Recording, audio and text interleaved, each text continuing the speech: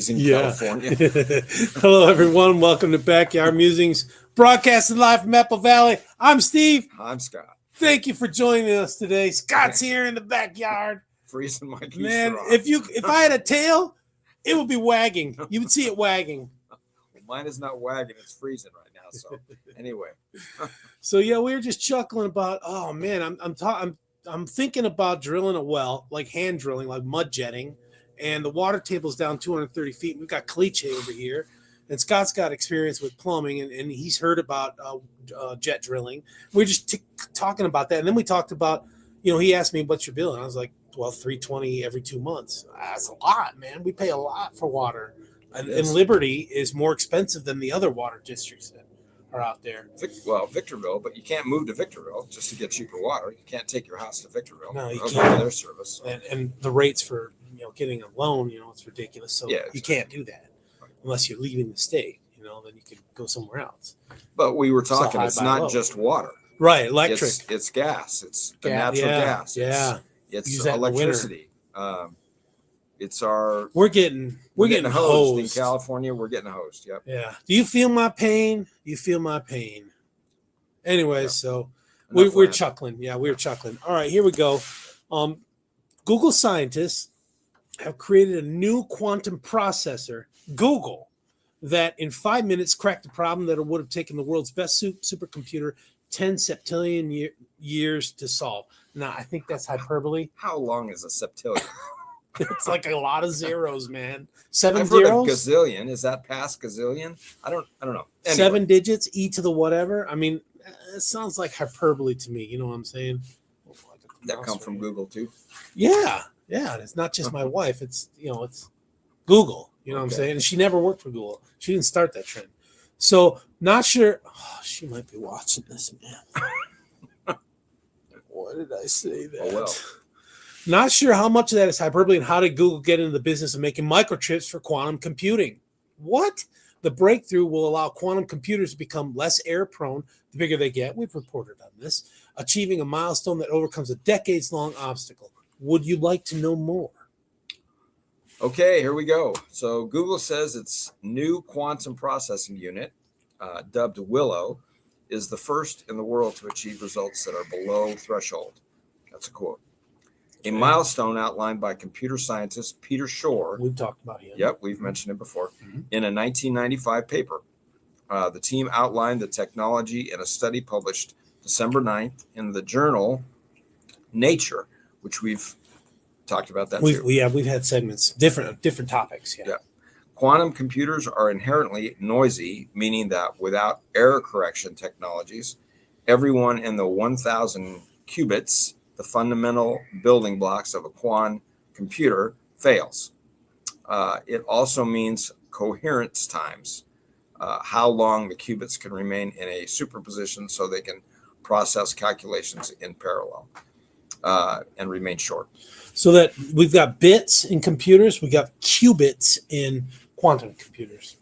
Okay. So I'll point that out. By contrast, every 1 in 1 billion bits fails. That's a lot of billion. Bits. Low failure. Right. Yeah. Fails in conventional computers. This high error rate is one of the key barriers to scaling up these machines, so they are good enough to perform far better than the fastest supercomputers. This is why research is centered on building quantum computers with better and less error-prone, not simply more qubits. Yeah. The breakthrough, achieving this below-threshold milestone, means that errors in a quantum computer will reduce exponentially as you add more physical qubits. Do you remember when memory was like measured 64 kilobytes, then 128, then 516, 1024, computer stuff to 2056? Yeah, you remember that? Sure. Way back in the day. Yeah. Until now, right now we have storage in the terabytes, not kilobytes. Remember the modems? Yeah. It charts a path for scaling up quantum machines in the future. The technology relies on logical qubits. This is a qubit encoded using a collection of physical qubits in a lattice formation. We've talked about lattice with quantum computing in a segment. All the physical qubits in a single logical qubit share the same data, meaning if any qubits fail, calculations continue because the information can still be found within the logical qubit. Makes sense to me. The Google scientists built sufficiently reliable qubits for exponential error reduction by making several shifts. They improved calibration protocols, improved machine learning techniques to identify errors, and improved device fabrication methods. Most importantly, they improved coherence times while retaining the ability to tune physical qubits to get to the best performance. Quote, what we've been able to do in quantum error correction is really an important milestone for the scientific community and for the future of quantum computing, which is to show that we can make a system that operates below the quantum error correction threshold. This is according to Julian Kelly, Google Quantum AI's director of quantum hardware, and he told this to Live Science. Yeah, I guess they've got a division over there. Yeah. Did not know that. Yeah. This challenging task requires removing more errors from a system than are introduced. Below this threshold, scientists can scale up a quantum computer to be larger and larger, and errors will continue to decline, Kelly explained. This has been an outstanding challenge for 30 years, since the idea of quantum error correction was conceived of in the mid-90s, Kelly said. The Google researchers tested Willow against the random circuit sampling benchmark, RCS. Everybody knows what RCS is. Come on, Scott. Absolutely. Which is now a standard metric for assessing quantum computing chips. It's a standard metric. Okay. In these tests, Willow performed a computation in under 5 minutes that would have taken today's fastest supercomputers 10 septillion years. I can't wrap my mind around it. Septillion. Somebody make a comment. Tell us how long that is. So that is impossible. It's improbable. Not doable in that amount of time. Can't be done. So why even talk about it? Are we going to assume that a septillion is longer than a million? Oh yeah. Okay. Much so even longer. if it was 5 minutes versus 10 million years, that would be impossible. It's just not possible amazing. To do. Yeah, amazing. I mean, so my head hurts. This is close to a quadrillion times longer than the age of the universe. See that? Who writes this? I don't know. Somebody from Google. Who wrote this? Somebody from Google AI and somebody that knows what a septillion is. So the first edition of the Willow QPU can also achieve a coherence time of nearly 100 microseconds, which is 5 times better than the showing from Google's previous Sycamore chip, which never knew about that. I sold my Sycamore chip. You did? Oh. Yeah. I took a loss. Oh. Google first announced that Sycamore had passed the RCS benchmark in 2019, when scientists used the chip to resolve a problem that would have taken a classical supercomputer, here we go, 10,000 years to calculate. How do you know that? Well, what? So it would take a human 10 billion times to calculate if the computer can do it faster? Yeah, I don't know. That's the definition of impossible. What was the name of that movie? Mission Impossible? That had that computer that was taking over the world. Was it HAL? Did they call it HAL? No offense to anybody out there that's named HAL. That does sound familiar. Anyway. It does sound HAL. I can't remember the name of that movie. Anyway, so in July, a new quantum computer built by Quantinuum broke that record by 100 times. Come on here.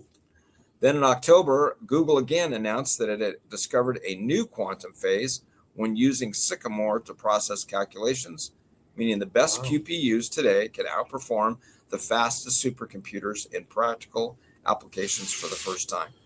I wonder how we can use that in gaming, to our advantage in gaming. You know, maybe hook up right to our brain or something like that. To your QPU? To the QPU, yeah. Maybe have a QPU interface. Coherence times are now much higher than they used to be, and we immediately translate into basically lowering all the physical operation error rates by about a factor of 2, Kelly said. I can understand that. I can wrap my head around that.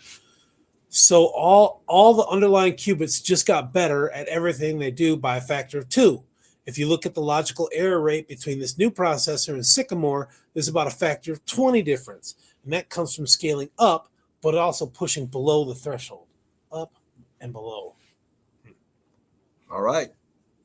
Google scientists are now aiming to demonstrate useful and practical computations for today's quantum chips rather than relying on benchmarking. In the past, the team has performed simulations of quantum systems that have led to scientific discoveries and breakthroughs. This is according to Kelly, and he told this to Live Science. One example includes discovering the deviations from the assumed laws of physics, but these results were still within reach of the most powerful classical computers. Nisto. All right. Yeah, sure. Next, the team wants to create a very, very good logical qubit. Okay, makes Nothing sense. wrong with that. Yeah, I guess so. More logical, the better. Strive for it to be better. With an error rate of 1 in 1 million. That's pretty crazy. To build this, they would need to stitch together 1,457 physical qubits, they said. Like on a lattice, yeah. Yep. This realm is challenging because it's impossible to get there or using just physical hardware. You would need error correction technology layered on top. The scientists then want to connect logical qubits together to perform better than supercomputers in benchmarking as well as real-world scenarios. So it's just developing. I mean, we're hitting the tip of the iceberg here, just letting you know. I mean, they're on the front lines with the research, and I can barely keep up with the science and the QPUs, and the qubits and the layering and the septillion. If you know what a septillion is, let us know in the comments. That's going to be the word of the day for me.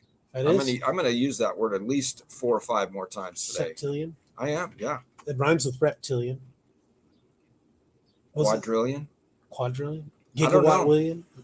I don't know. I definitely need to find out how many millions that is, or billions. I don't know. Septo means 7, so there's got to be a 7 in there. Okay. It's and we know what kind Latin. of number 7 can be. Yeah. So, Latin, all right. Taking Latin. All right. No, I shouldn't have. All right. All right, everyone. Thanks for joining us. We'll see you in the morning. Take care.